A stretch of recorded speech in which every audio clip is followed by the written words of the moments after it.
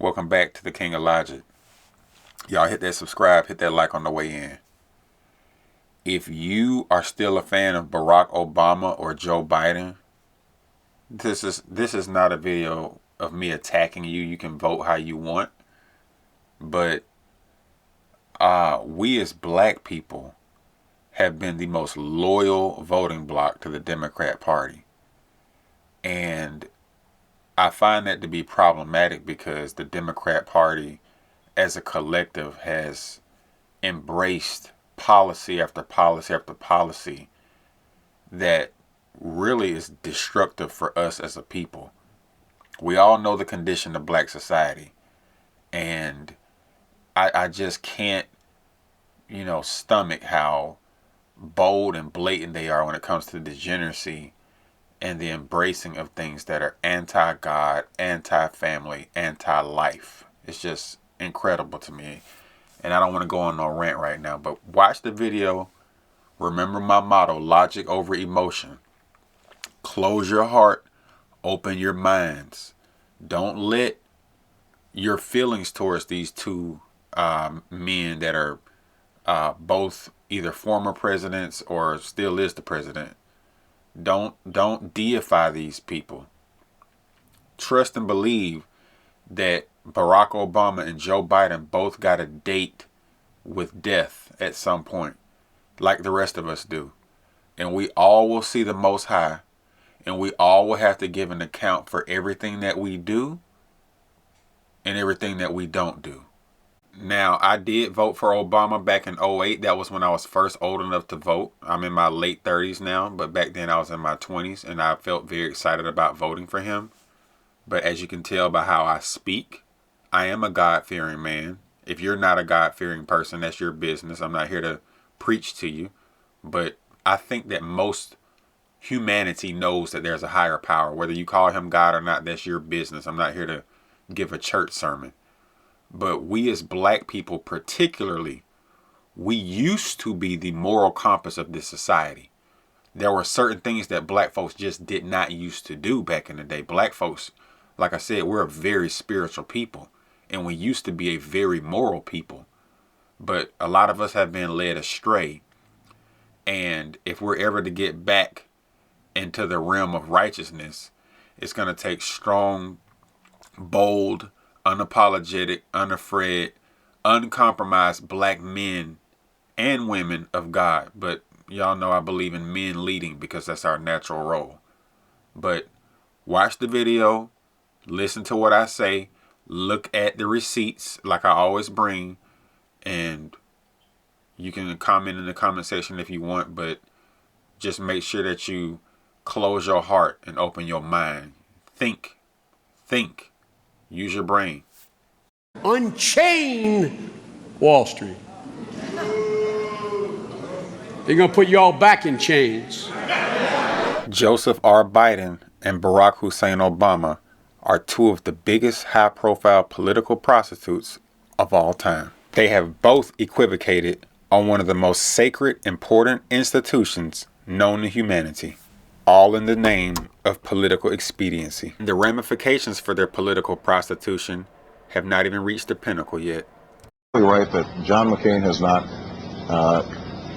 talked about my Muslim faith, and you're absolutely right that that has not come my Christian faith. What the hell did you just say?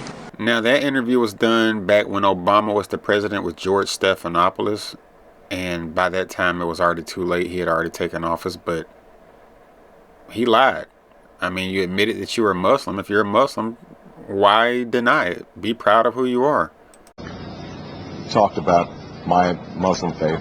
I believe that marriage is between a man and a woman. I am not somebody who promotes same-sex marriage, but I do believe in civil unions.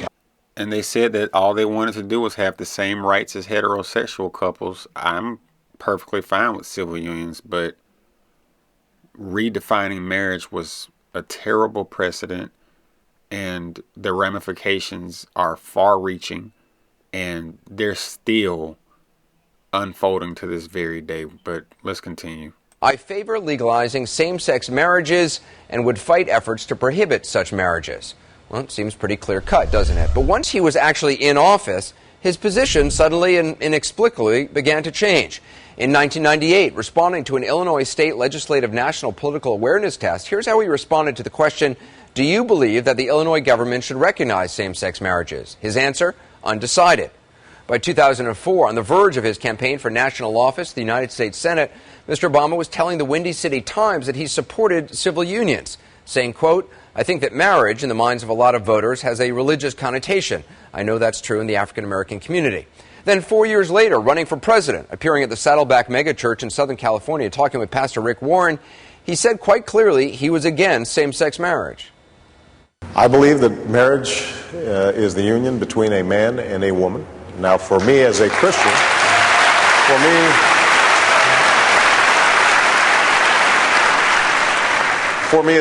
it's also a sacred union. God's in the mix. Now you're a Christian again. Just during the interview with Stephanopoulos, we heard him say he was a Muslim until Stephanopoulos corrected him because he couldn't dare get elected as a Muslim president back then in 2008. But yeah, this is political prostitution at its finest. If you ever needed a playbook to see how to, say what needs to be said to get in office and then equivocate when it's convenient, this is a textbook example of how to do it. And this is not even about him being a Democrat. Republicans have done this as well, but I don't think we've ever seen a Republican equivocate on an issue as important as marriage, not as a sitting president of the United States. President Obama said early on when he was running for office and throughout that he was not for gay marriage. He then evolved his position on gay marriage. I said at the time, there's another word for evolving your position.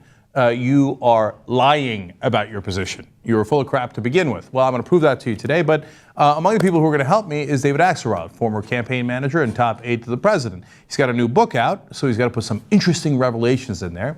One of the things that he reveals is that President Obama was never against gay marriage. Okay. I'm going to have two words for that in a second. First, let's give you what he has said. He said his opposition to gay marriage was, that opposition to gay marriage was particularly strong in the black church.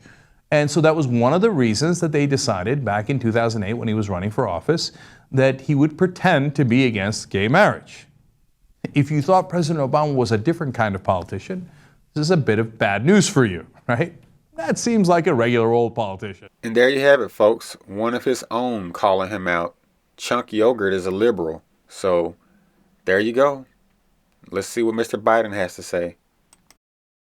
I can't believe the American people can't see through this. We already have a law, the Defense of Marriage Act, where we've all voted, not where I voted and others said, look, marriage is between a man and a woman, and states must respect that. Nobody's violated that law. There's been no challenge to that law. Why do we need a constitutional amendment? Marriage is between a man and a woman. What's the game going on here? My, how the tables have turned. Now, that was back in, I believe, 2005 or 2006 before he became Sleepy Joe. He was then a U.S. senator, a sitting senator, representing the great state of Delaware. My, what a transformation. History made in Washington today as President Biden signed the Respect for Marriage Act. The law provides for protection for same-sex and interracial marriages. So there you have it, folks. 7 years after that landmark decision by the Supreme Court, they said that this was all they wanted was equality, but we knew it wasn't going to stop here. We see all the degeneracy unfolding. You know what the ultimate goal is. They're openly coming after the children now. There's been so many things to come down the pipe since 2015 with the Obergefell decision. And I kind of blame Clarence Thomas a little bit for opening his mouth about revisiting the marriage laws. That kind of scared the left, but maybe they were going to do this all along. Who knows? But I'd rather have Clarence Thomas on the Supreme Court than not. I think he's one of the best Supreme Court justices of all time. And, since the Supreme Court decision back in 2015, all these things have started to unfold over the past few years. Drag queen story time, trans women in real women's sports, trans women using female restrooms, gender-affirming surgeries for minors, trans women going to female prisons and impregnating actual female inmates, trans women sexually assaulting females in female bathrooms. cancellation or firing for misgendering people, having your social media pages blocked or completely taken down for not bowing to the alphabet mafia, kids receiving hormones, puberty blockers, all kinds of just degenerate, crazy behavior. And the list goes on. We know what's next. We know what they want to do. You know, they want to legally violate children. These are just some of the many things that have happened up under the umbrella of LGBTQRSTUV. It's a Trojan horse. Those of us who didn't have our heads in the sand, we called it out, we knew it, and here we are today. And who knows how far they're going to get. But thank you guys for watching. Like, share, subscribe. Peace.